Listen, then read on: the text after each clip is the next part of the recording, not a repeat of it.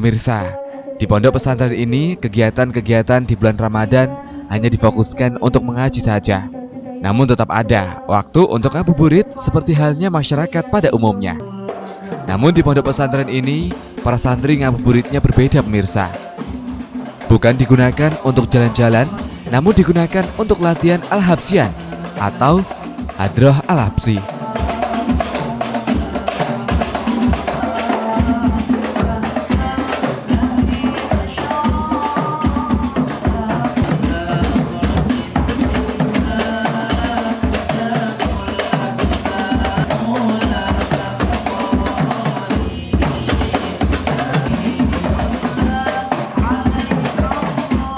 Di pondok pesantren ini, zaman dahulu kala santri dan santriwatinya hanya masyarakat sekitar pemirsa.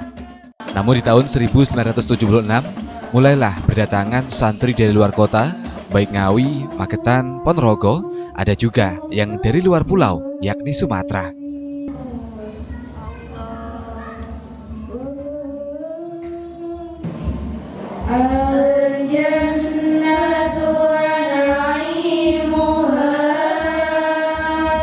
Awal berdirinya pondok pesantren Darussalam Pucang ini untuk masjid Darussalam ini untuk saya itu sudah turunan kelima. Jadi yang pertama Mbak Yai Mustafa, Mbak Yai Fikih, Mbak Yai Idris, Mbak Yai Zahrou, terus saya ini. Jadi untuk pasnya itu tahun berapa kurang tahu yang jelas saya. Nah, untuk mulai ada santri luar, maksudnya dari luar daerah sini itu mulai tahun 76. Jadi mulai tahun 76 mulai dari ada yang dari Magetan, Ngawi mulai ada itu tahun 76. Untuk dalam Ramadan ini yang ditekankan yaitu pengajian kitab kuning. Yang jelas kalau Ramadan itu lebih diutamakan yang agak lebih dari yang biasanya gitu. Nah, kalau kitab ya agak yang sarah gitu, yang besar gitu. Jadi untuk tahun ini pengajiannya itu kitabnya Duratun Nasihin. Nah pemirsa, para santri laki-laki sedang berlatih hadroh. Nah untuk santriwati di pondok pesantren ini juga tak mau kalah pemirsa. Para santriwati ini juga berlatih bak serasa dalam sebuah pertemuan atau pengajian. Yang tentu saja ini bertujuan jika nanti para santri keluar dari pondok pesantren ini, ilmu-ilmu bisa bermanfaat bagi diri sendiri maupun masyarakat. Amin.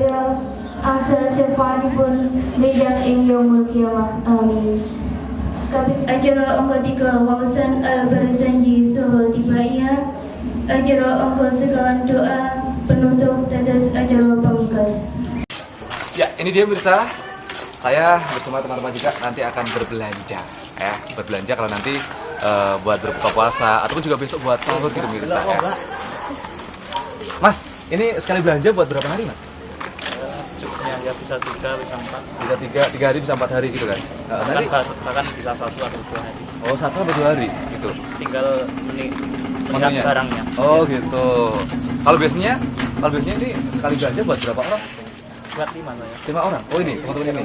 Sebagian bukan. Oh, gitu. Ini satu kamar apa gimana? Bukan satu kamar, tapi ada beberapa kamar. Oh, gitu. Baik. Nanti jauh nggak Mas belanjanya? Di sini aja. Oh, dekat ya. Setiap hari belanja? Iya, benar. Ya sekiranya habis di. Oh, gitu. Pemirsa, waktu beduk maghrib masih lama ya. Nah, di tempat pondok pesantren ini biasanya sebagian para santri memanfaatkan waktu ngabuburit dengan cara berbelanja pemirsa. Ya, belanja kebutuhan untuk sahur ataupun untuk berbuka besok hari. Belanjanya pun tidak jauh-jauh pemirsa, karena di sekitar pondok pesantren sudah banyak warung-warung yang menyediakan bahan makanan ataupun sayur mayur.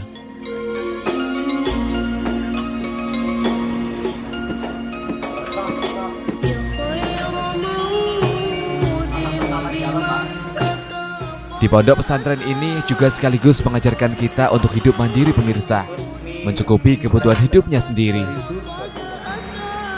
Alhamdulillah, belanja sekaligus ngabuburitnya cukup dulu ya pemirsa. Matahari sudah mulai tenggelam, waktu juga sudah menunjukkan jelang berbuka puasa.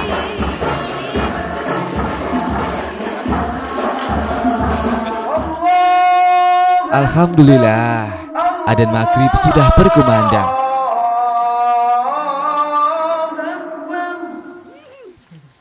Allahumma laka sumtu wa bika amantu wa ala rizkika aftartu birahmatika ya arhamar rahimin. Selamat berbuka. Dan ini dia pemirsa, salah satu keseruan yang ada di pondok pesantren ini. Memasak bersama-sama, makan buka puasa pun kita juga bersama-sama. Rasa kekeluargaanlah yang bisa membuat seperti ini. Ilmu agama didapat, belajar untuk menjadi santri yang mandiri juga kita dapat. Alhamdulillah. Di pondok pesantren ini kita diharuskan mengikuti sholat berjamaah pemirsa. Baik sholat fardu maupun sholat sunnah, baik tahajud, hajat, sholat duha ataupun sholat lainnya. Ada sajadah panjang terbentang dari kaki buayan sampai ke tepi. Seperti yang saya ucapkan tadi pemirsa, bahwa di Pondok Salafiyah Darussalam ini selama bulan Ramadan kegiatan kita difokuskan untuk mengaji. Lain halnya ketika biasanya kegiatan tambahan untuk fokus sekolah di Madrasah Tsanawiyah Miftahul Ulum. Panjang terbentang, hamba tunduk dan sujud di atas sajadah yang panjang ini, diselingi sekadar interupsi. Hari sudah menjelang sholat tarawih pemirsa. Di tempat santriwati masih berlanjut dengan kegiatan yang lebih membuat kita bisa dekat dengan Yang Maha Pencipta. Ya, kegiatan Hafidz Al-Quran. Di sini, istri dari pengasuh pondok pesantren adalah seorang Hafidz Al-Quran. Jadi untuk santriwati di pesantren ini difokuskan agar nanti bisa menjadi seorang Hafidz Al-Quran. Sungguh mulia ya pemirsa. Subhanallah.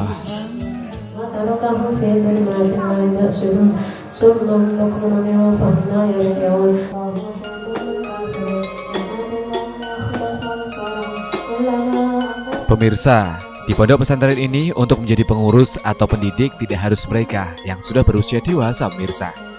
Namun untuk menjadi pendidik bagi santri lainnya, kita harus menguasai beberapa kitab agar nanti bisa dibagikan ilmunya kepada santri yang lainnya.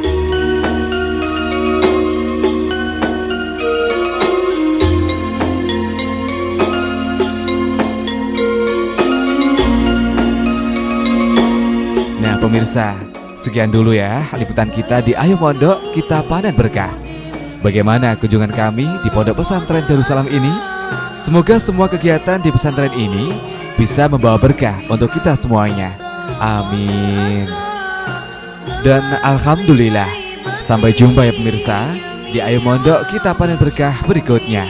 Assalamualaikum warahmatullahi wabarakatuh.